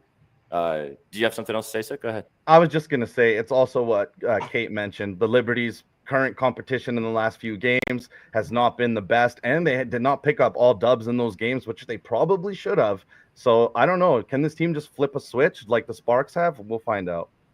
Yeah, for sure. It's going to be I'm going to watch this game. It's going to be a really good game. I was going to ask you, Kate, if you're going to watch it, but we know the answer to that. I might be home by the time we watch it, by the time it's on, or at least catch the second half in a food coma. Yeah, with the sweatpants on, eating the leftover cake or thinking about it, Quite yeah, as you should. But I'm taking a couple props in this one. I will probably end up riding with you guys on the Sparks +4 too. But I bet this before. I'm going back to Dearica Hamby. I'm taking her PRA at 26.5. She has been fantastic over the last 10 games and part of this run that they've been on. But she's also been incredible against the Liberty. She's hit this line in 5 straight games against New York. She's hit this line in both games against them this season. She had a double-double in their last game with 17 and 10. The game before that, she had 25 points. Both of these games were in New York, too, so she's getting a chance to do this back at home. 9 boards in that one as well with 3 assists. So I think you're getting good value here. You can also just take the points at 15.5. I really like that play too, but it was a little juiced. It was like -135, so I didn't want to pay the juice. I just wanted to drop it down to Skosh and hope that she just continues to hit the glass and facilitate. So kind of leans into this. If Hamby's going to have a good game, Dearica Sparks. Yeah, I probably typed that wrong, but that's okay. Dearica Hamby. I thought you did it on purpose. It makes sense, though. It's because I was typing in and I was thinking about how we're all in the Sparks, and I was hating it. Yeah, it's all right. Yeah, so I'm going with Hamby. Do you guys have a prop in this game? Anything else that you guys like in this one? I have one that I like, but it's a little juice, so I didn't put a banner in it for anything. But just Sabrina for 5 boards, minus 140 on some books. She had 8 boards last time against the Sparks. The last time these two played, I don't know if you guys remember, I think it was Rakia hit the shot at the end to win the game. So they're going to be very mad at each other tonight. Sabrina, rough and tumble player. I could see her getting on the board. So just a little calm, 5 boards, minus 140. Nothing sexy. She's going to be doing a lot.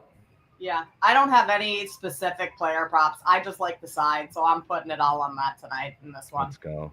Nice. You be done with your steak and look up and hopefully feel good about the old Sparks getting the job done. Okay. I have one more prop. It is on the Liberty side, and I like the Sabrina play quite a bit, but I'm going with Natasha Cloud. I'm taking her 19.5 PRA. Now, chat. I don't know what it is about this matchup. And I've done it the last 2 times they've played. I'm going to roll with it once again.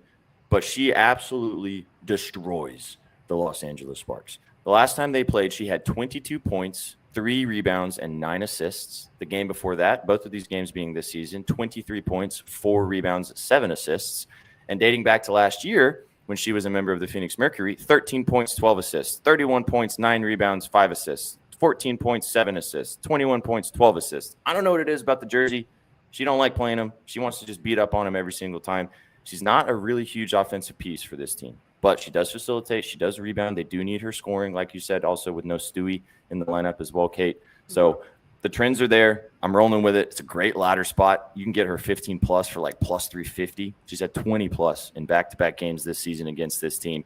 The 20 plus points, if you're feeling really frisky, is plus 1,200. So there's some nice little value on Natasha Cloud tonight. I'm just taking the PRA. I think she's going to facilitate, grab some boards, and score a couple buckets for me. And I'll probably be sprinkling a little bit on the 15 and the 20 plus because I like to throw a cup of coffee around on those types of things. But yeah, a couple props. Lean with these guys really heavily on the Sparks side of things. It's going to be a good game, though. It's going to be fun. I think there's one more prop we got to talk about. Sure. Cameron Brink. She last year she was taking and not taking threes, but not making them. Since her return this year, she's taking and making at a ridiculous clip. There's books that are hanging her 2 threes for plus 260. She's already done that twice since coming back. 260 for that number. I like that. Yeah. We like to laugh that Vsauce is a slut for 2 threes. The 260 would definitely make him feel some sort of way. This is definitely a sweaty one too, Sook, because the last 5 games she's taken 2 threes, 4 threes, 2 threes, 2 threes, 2 threes, and 3 threes. So you got to hope she goes 50% or 100%. But hey, man, for the value, she's been knocking them down. I mean, last game I was saying to take Rakia, and then I never ended up taking it. That was plus 200 as well. She had 2 threes in the first quarter. She's also turned a corner. She's been great the last 5 or 6 games. I mean, Brink and Azaro Stevens, both great shooters from deep. They don't have incredible volume. They're not out there to take a lot of them, but when they get open, because they get that drop coverage and they stand out there and make those threes, they know how to knock them down. And she's looking like she's settling back in nicely, which is nice to see for Brink as well. So good shout there on the 3. The 1, Sook, is not too bad, minus 180. I know that's a little juiced. You can't play that really straight, but that's a nice parlay piece if you're looking for something to juice up a parlay. As long as she can knock one. Again, you're going to be sweating because it's only going to take 2 of them most likely.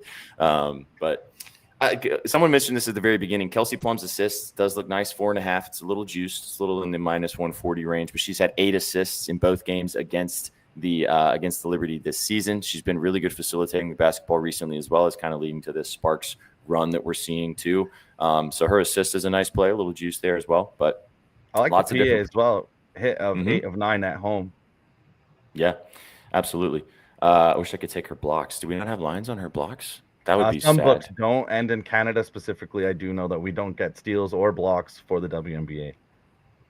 I'm not seeing her lines anywhere, to be honest. Probably because they know. I never bet steals or blocks in the WNBA. Do you bet it in the NBA? Oh yeah. Okay. Yeah. In the WNBA, there's so many steals and blocks. Like John Quell, oh my goodness, I would bet her every game. Mm-hmm. Well, I gotta change my ways here. They only have it every once in a while, and they don't. Sook has been waiting. Seen it at a lot of places. Well, Brink's first game back, they had her block, and then they haven't offered it since then. But you know why? You know who's been leading the WNBA since Cameron Brink returned in blocks? Is it Cameron Brink? Cameron Brink, yeah. I don't know the number specifically, but I saw a stat about it that she has been leading the Dubs since she returned in blocks. So, yeah. But, Kate, you and Sook are going to have a great old time when we get to NBA. This is the stock king over here. He loves betting stocks. Steals and blocks. Yeah. I love favorite steals. Category. Mm-hmm. Alex Caruso always steals every game. You like betting Mr. Clean? All right now. Oh, yeah. Dylan Brooks for a plus money block against a team he really hates. That's always a good one. All right, chat. When we get to this NBA season starting, we're going to have an all-sauce team special. It's going to be the Kate Steele and the Sook block. Okay. That's going to be the stock play of the day from these two. Oh, that's going to hit. That's going to be awesome. Yeah, it's unfortunate. I think we saw it this year, though, Kate, with they increased the amount of props available in the WNBA. I'm sure you know this, having covered it for quite a long time. I think next year we're going to get it to where there's going to be a lot more available. Hopefully, that maybe in the playoffs, maybe they start dropping it around. It'd be nice. But I think next year we're going to get a full market. I think so too, because betting the W has been so. I mean, a lot of people that I've talked to, it's been so difficult, which means the books are probably starting to realize that they're pricing things right. And yeah, and so might as well just kind of continue to add more for people to bet on if the books feel like they're making money. Yeah. Mm-hmm. Hey, the degeneracy runs deep, you know. Well, and the best part of the dub, which is what we talked about, it's in the summer. If you're tired of betting baseball, if you don't want to really dabble in anything else, like these ladies are playing every night. There's good basketball going around. The league's growing. Throw some money on it. It's going to keep happening. So hopefully it continues for us. But anyway, on this game, Kate and Suck both like the Sparks +4. I also like it too. We got Rakia Jackson. We got Dearica Hamby, Dearica Sparks apparently over 26.5 PRA. And then I like Natasha Cloud's PRA as well. And then we can circle back and cover the other game as well before we start putting our parlay together just from the beginning. Kate likes Kelsey Mitchell over 25.5 points and assists. I like Paige Beckers, nice and chalky, over 18.5 points. And yeah, pretty much it. Just some props in this one. Sook kind of leads with the over, but that was kind of it on this first game. Hopefully we get a good game down in Indiana today. So, all right, guys, let's have some fun. Good day for a parlay, I think. And I guess should we just go ahead and just get it out of the way and just put the Sparks in here? Just cry. I think we have to. We have to. We have to, chat. All right, let's see if I can find. I am seeing 4.5, so let's go 4.5 just to feel get the hook. All right, so 4.5 for the Sparks. I really like the Mitchell play. We can put Do we want to just go points? I'm fine with just points. I'm down for either. I like your sell job on the assist angle too, with how bad the defense is. So I can get down with the PA if you want. It's 26.5 now. You said you got 25.5, right? 25. I saw that it creeped up a little bit. Let's go just points. 21.5. Okay, Let's do it. all right. I was gonna say we could cut the hook and take the 20, but it's minus 215. Like, no. 21. You're back. You're here. You're rolling. It is definitely your anniversary day. All right, 21.5 points for Kelsey Mitchell. Do we want to just take the other two stuff in the other game, or do we want to roll Page? You guys like the Page play? Yeah, I like the Page. Yeah. All right, we'll go Beckers then. 18.5 for Beckers. And then back in this Sparks game, do we want to go with a Spark player, or do we want to take maybe a Liberty player? What are we thinking? I think Hamby, or you like Hamby? Cloud. You wanted to ladder the points. I do really like the Cloud angle purely off the fact that I don't know what it is. She just hates this team. But Narrative play. It is Love a good narrative play. We love a good narrative play. We really do. Hatred's a strong narrative. It is. It is. I need to look it up. Maybe she has like something. I don't know. Maybe she just hates the city or Someone hates in the chat said, was she supposed to be drafted by the Sparks? Like, did they pass her up? I would have to go back and look at that too. I don't know the answer to that. Enrique got ruled out. Let's go. Ooh. I'll have to. I did the labbing of it, and I was like, I just looked at the numbers, and I was like, and I didn't go that step further of like, well, why? You know, it wasn't like the Nyeka play where it's so obvious because she used to play for them and all that jazz. It's not that, but yeah. Anyway, all right, 19.5. When I ask the internet, the Google AI overview is telling me Natasha Cloud's frustration with the Sparks stems from a controversial no call in the final seconds of a Mystic Sparks game, August 7th, 2022. She believes she was fouled at a game-timing shot, and the foul was not called, and she lost her mind, and she called the Sparks trash and the officiating trash. Wow. I mean, a 2022 grudge. Yeah, I think we got to play. I think we have to play. She has not let go of this 2022 grudge. Okay. Wow. Thank you, Google /Suck. All right. So Natasha Cloud over 19.5 PRA. The Sparks to cover +4.5. Paige Beckers over 18.5 points, and Kelsey Mitchell over 21.5 points. That is +975 to get you guys moving. For the vibe. So there you go. That is the parlay of the day. That's the W4. If you guys would like to write it out with us, put a cup of coffee on it, put a half unit, quarter unit, bet how much you want on it, Chad. It's your money. You guys do it however you want to. Or don't bet it at all. You guys can bet all the individual stuff responsibly. As always, get involved with it however you would like to. 2 games. Going to be fun ones, though. We're getting into that point of the season. The rest of the slate, the rest of this week is going to be fun, too. There's some good matchups later in the week as well. And, I mean, we're about to have this fun portion of the season. The playoffs are right around the corner. We had our friend Flo on last week, Kate. He's awesome, and he covers the WNBA as well. He does his own show, too. Yeah, let's go, Drip Drop. Happy birthday to Sheffrey. Yeah, we'll have to have you back with him so you guys can talk, because he's been covering the Dub for a long time, and he's also he's a good guy.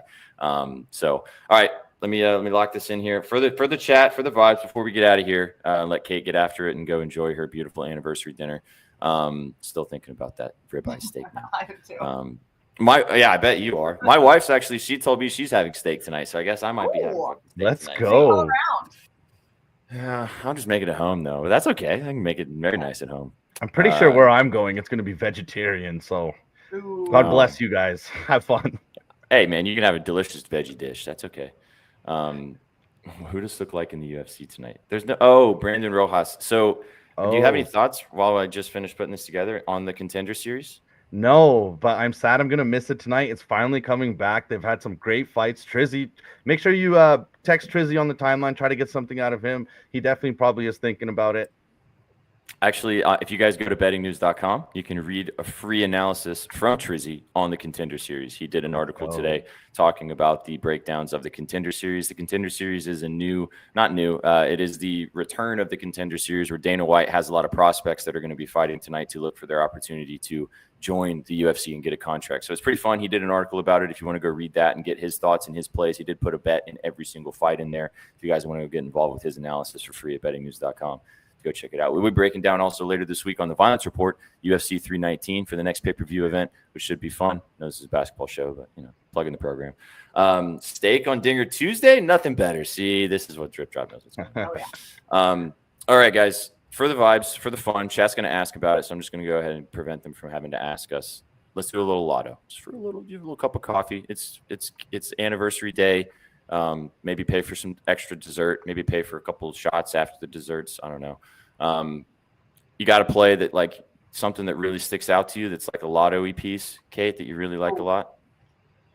I mean, I like Kelsey a lot tonight. You could go like 25 points, 25 plus. Yep. What is that sitting at right now? Very down. 25 plus 150. That'll work. Yeah. That'll do. Okay. So Kelsey Mitchell, 25 points. That does the job. I'm going to go Natasha Cloud, 15. I'm just going to die on that hill. And just hope that the grudge from 2022 continues. All of a sudden tonight she decides to forgive them. Yeah. She's like, it's all right. I forgave you now. It's fine. I'm going to be so mad. Sook, take us home. The Brink threes or the Sabrina rebounds? Laddered up. Maybe a 7. Or is there something else that you want to ladder from you guys' own place? We could do Paige, see how high we need to go with her. We talked about how both those teams are very bad at defending free throw rate. Paige, as you know, she's like a little Kyrie out there. Oh, Kyrie.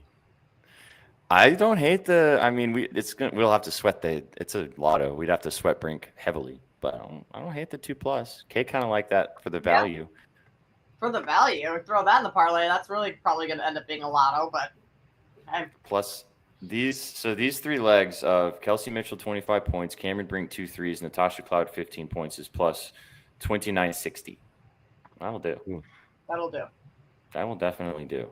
All right, there you go, guys. 3 legs, nice and easy. Some ladies to have some little bit bigger nights than what we were expecting.